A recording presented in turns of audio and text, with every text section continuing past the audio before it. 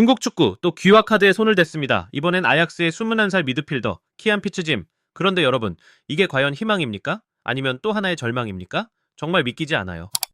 안녕하십니까, 김준석 해설위원입니다.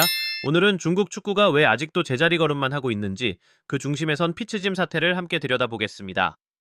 피츠짐은 아약스에서 자란 유망주로 이번 시즌 네덜란드 1부 리그 27경기에 출전한 촉망받는 선수입니다. 그런데 최근 부상으로 네덜란드 U21 대표팀에서 제외됐다는 이유 하나로 중국 언론들은 귀화 가능성에 희망을 걸고 있습니다. 평가전에만 나섰고 공식 대회 출전은 없으니 규정상 귀화가 가능하다는 점을 근거로 들고 있죠. 하지만 여러분, 이건 현실적인 계획입니까? 아니면 실현 가능성 없는 기대입니까? 피츠짐은 수리남계 중국 혼혈, 모치는 홍콩 출신. 과거엔 홍콩 대표팀 합류도 추진됐지만 무산됐습니다. 그걸 알고도 또다시 중국 대표팀 카드로 꺼내드는 건 중국 축구의 뿌리 없는 방향성을 그대로 보여주는 셈입니다. 오늘 중국 축구가 왜 귀화에 집착하게 되었는지 그 치명적인 한계를 낱낱이 파헤쳐드리겠습니다. 끝까지 함께 해주세요. 자, 사건의 발단은 이렇습니다. 중국계 네덜란드 국적 미드필더 키안 피츠짐, 나이 겨우 21살, 현재 아약스 소속이고 이번 시즌 에레디비지에서 무려 26경기 출전, 2골이라는 나쁘지 않은 성적을 거둔 선수입니다.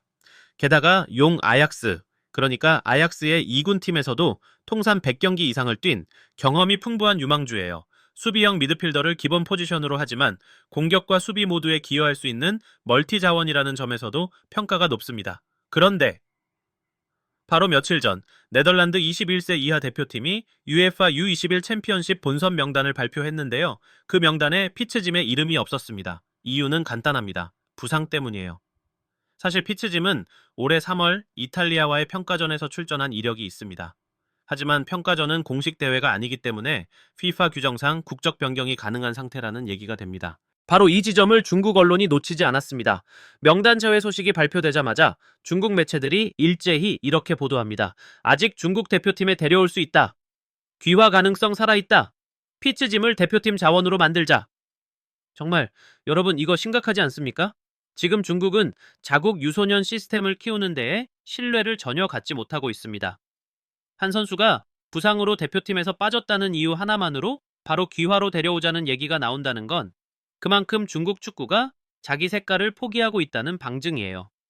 더 심각한 건 피츠짐은 이미 2023년에도 홍콩 축구협회가 대표팀 합류를 추진했다가 무산된 전례가 있다는 점입니다.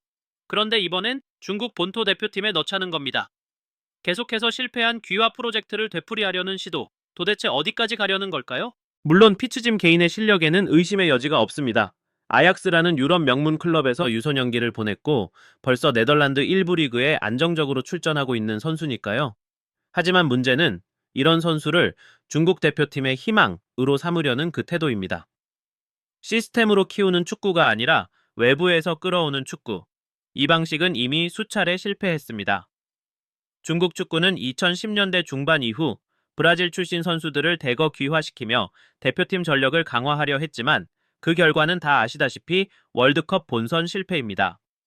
피지컬만큼은 좋지만 전술 이해도나 조직력, 무엇보다 대표팀의 일원으로서 헌신하는 마인드가 따라오지 않았기 때문이죠. 피츠짐의 케이스도 마찬가지입니다. 네덜란드에서 태어나고 자랐으며 지금도 유럽 무대에서 경쟁하고 있는 선수가 과연 중국 대표팀을 위해 중국 스타일의 축구를 위해 진정성 있게 뛰어줄 수 있을까? 이건 단순한 가능성 문제가 아니라 축구 철학의 문제입니다. 결국 피츠짐 사태는 중국 축구가 본질적인 개혁보다는 편법과 단기 처방에 기대고 있다는 사실을 보여주는 사례입니다. 그 한계를 다시 한번 적나라하게 드러낸 거예요. 좋은 선수를 데려오면 다 해결될 거다는 발상 자체가 이미 구시대적입니다.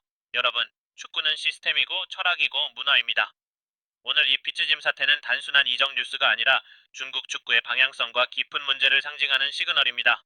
중국은 2019년부터 대대적으로 귀화 정책을 밀어붙였습니다. 당시 이름만 들어도 쟁쟁했죠. 엘케손, 알란, 리카르도 굴라르트. 모두 브라질 대표팀을 노릴 수 있었던 선수들이고 몸값도 어마어마했습니다. 중국은 이 선수들을 데려오면서 이제 월드컵도 가능하다며 대대적인 홍보전을 펼쳤죠. 하지만 결과는 어땠을까요?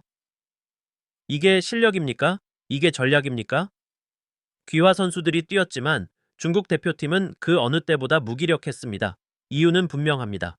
그 귀화 정책에는 전략이 아니라 단지 급한 마음만 있었기 때문입니다. 어떻게든 빨리 결과를 내고 싶었던 거예요. 이번 피츠짐 건도 똑같습니다. 피츠짐은 현재 네덜란드 U21 대표팀의 부상으로 제외됐을 뿐입니다. 아직 정식 대회에 출전한 적도 없고 대표팀 미래가 어떻게 될지도 모릅니다. 그런데 이 단 하나의 부상 제외만으로 중국은 벌써부터 귀화 가능성을 언론을 통해 띄우고 대표팀 유니폼까지 입히려 하고 있어요. 이건 단순한 관심이 아니라 집착입니다. 그리고 이 집착은 중국 축구의 깊은 위기와 불안감을 그대로 보여줍니다. 자기 시스템으로 선수를 키울 자신이 없다는 것, 그리고 그 시간을 기다릴 여유도 없다는 것. 결국 귀화 정책은 중국 축구의 문제를 가리기 위한 가짜 해법에 불과합니다. 선수를 사오면 기술은 사올 수 있을지 몰라도 전술 이해도, 국가에 대한 헌신, 그리고 팀워크는 결코 돈으로 살 수 없거든요. 그런데도 중국은 계속해서 당위 성과를 위해 미래를 팔고 있습니다. 청소년 시스템은 사실상 붕괴 수준이고 국내 리그는 부채와 스캔들로 무너졌으며 유망주는 오히려 줄어드는 상황.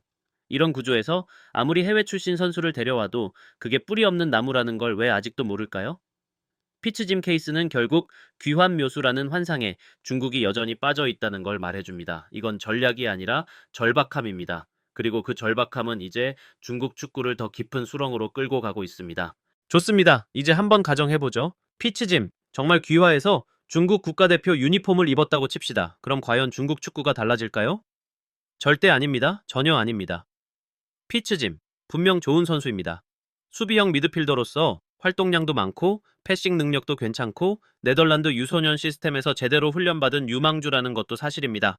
하지만 축구는 혼자 하는 게 아닙니다. 아무리 능력이 뛰어나도 어떤 시스템에서 뛰느냐, 어떤 동료들과 호흡을 맞추느냐에 따라 퍼포먼스는 완전히 달라집니다. 그럼 지금 중국 대표팀은 어떤 상태일까요? 감독은 계속 바뀌고 전술은 매번 흔들리고 선수 간 호흡도 들쑥날쑥입니다. 이런 팀에 피츠짐이 들어가서 뭘 바꿀 수 있을까요? 정말 아무것도 없습니다. 중국 대표팀은 지금 기본적인 전술 틀도 경기 철학도 없이 경기만 치르고 있습니다. 그저 매 경기 때마다 다른 스타일, 다른 조합, 다른 전략. 선수들은 혼란스럽고 팬들은 실망만 쌓여가죠. 이런 상황에서 피츠짐이 투입된다? 그건 오히려 피츠짐에게 부담만 더 얹어주는 겁니다.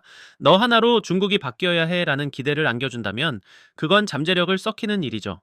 결국 또 다른 희생자 하나만 늘어나는 셈입니다. 중국 축구는 지금 뭔가 대단한 선수 하나 데려오면 모든 게 해결될 거라는 환상에 빠져 있습니다. 하지만 그런 건 현실이 아닙니다. 축구는 시스템이고 조직이고 반복 훈련이고 팀워크입니다. 그런 기반이 없다면 아무리 뛰어난 선수가 와도 결국 고립된 개인일 뿐입니다.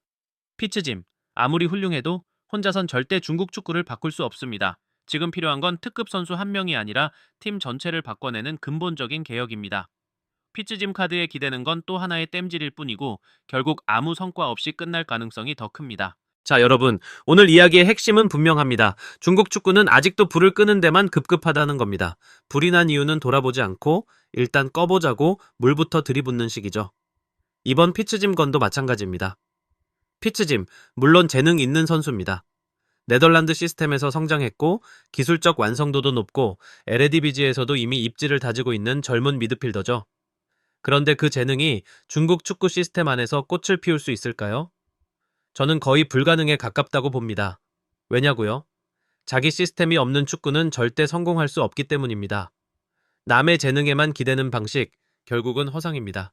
축구는 개인기가 아니라 팀 스포츠고 전술, 조직력, 그리고 마지막엔 정신력이 결정짓는 경기입니다. 여러분 생각해보세요. 엘케손, 알란, 굴라르트. 이름값으로 따지면 화려했지만 결과는요? 2022년 월드컵 최종 예선 10경기 중 1승, 2023년 아시안컵 조별리그 탈락. 왜일까요? 답은 간단합니다. 축구는 외국인 귀화 선수로 해결될 문제가 아니기 때문입니다. 결국 시스템이고, 문화고, 훈련 방식이고, 마지막엔 선수들의 마음가짐이에요. 중국이 진짜 변화를 원한다면 외부의 선수를 보는 눈이 아니라 내부의 구조를 보는 눈을 가져야 합니다. 유소년 육성부터 리그 운영 시스템, 감독의 철학까지 모든 걸 뜯어고치지 않으면 절대 바뀌지 않습니다. 반면 우리 대한민국 축구는 어떤가요? 물론 완벽하진 않지만 유소년 시스템이 있고 감독마다 철학이 있고 선수들이 함께 뛰는 정신력이 있습니다. 그러니까 월드컵에서도 아시안컵에서도 결과로 보여주고 있는 거죠. 우린 자랑스러워해도 됩니다. 우리 시스템, 우리 선수들 정말 대단한 거예요. 지금까지 김준석 해설위원이었습니다. 이 영상이 유익하셨다면 구독과 좋아요, 알림 설정까지 부탁드립니다. 다음 영상에서도 여러분과 함께 뜨겁게, 정확하게, 그리고 솔직하게 이야기 나누겠습니다. 감사합니다.